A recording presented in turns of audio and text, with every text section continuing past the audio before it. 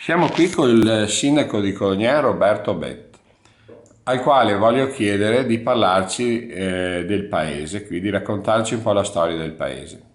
Beh, innanzitutto il paese Codogna, di cui mi onoro di essere sindaco, deriva il suo nome dalla mela Cotogna, quindi abbiamo un bellissimo esemplare e la sua storia, e la storia di Codogna è molto legata al territorio, alla ruralità, alla produzione agricola. Questo è un territorio che storicamente è sempre stato abitato. Noi abbiamo reperti romani che testimoniano la presenza dal primo secolo d.C. Su questo territorio, proprio perché questo territorio è ricco di risorgive, è un territorio molto fertile che appunto favorisce gli insediamenti rurali. Tuttora la nostra economia per gran parte si basa sull'agricoltura, noi qui siamo uno dei paesi insieme a tutti quelli del Coneglianese e dell'area di Valdobbiadene dove si produce il buon prosecco e dove le nostre campagne adesso sono riempite da questo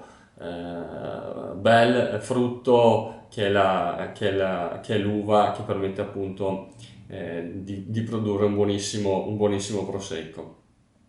È un territorio che dà anche molta ospitalità, noi abbiamo molti agriturismi, bed and breakfast, ristoranti e la cultura del buon mangiare, del buon bere credo che sia molto viva tra di noi.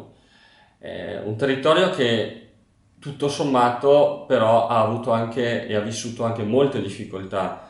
La nostra storia ci insegna che questo è un territorio di passaggio dove ci sono state le invasioni dei barbari, ci sono state fino all'ultima invasione dei francesi, però abbiamo vissuto anche un periodo di tranquillità durante la Repubblica Veneta e in questo periodo qui era una zona di caccia dove si costruivano le ville dei nobili veneziani per andare a caccia e per vivere diciamo in mezzo alla natura. Abbiamo la bellissima Villa Toderini, la Villa Travaini, la Villa Rosa a Roverbasso, Villa Pauletti a Cimetta.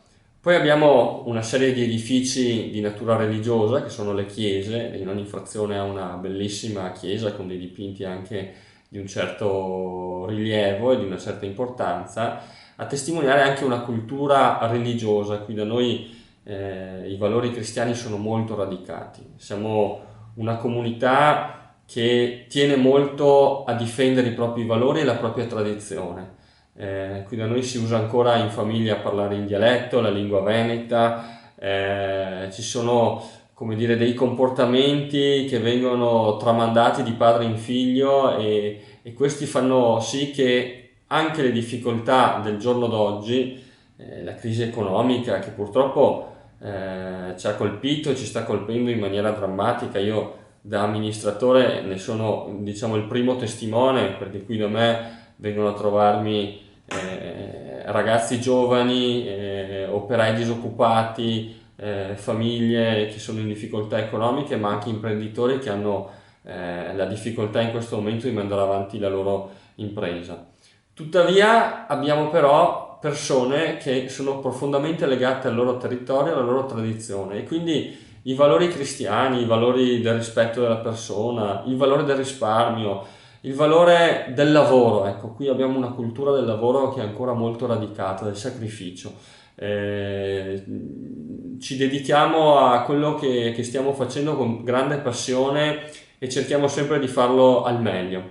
Ecco, io credo che con questi valori e con questi principi si possa affrontare e superare anche la crisi economica che ci sta purtroppo mettendo oggi in difficoltà. Abbiamo passato negli ultimi secoli tantissime crisi e credo che la forza di volontà e il nostro essere veneti, il nostro cuore veneto, credo che possa pulsare ancora e darci ancora energia per affrontare le nuove sfide del futuro.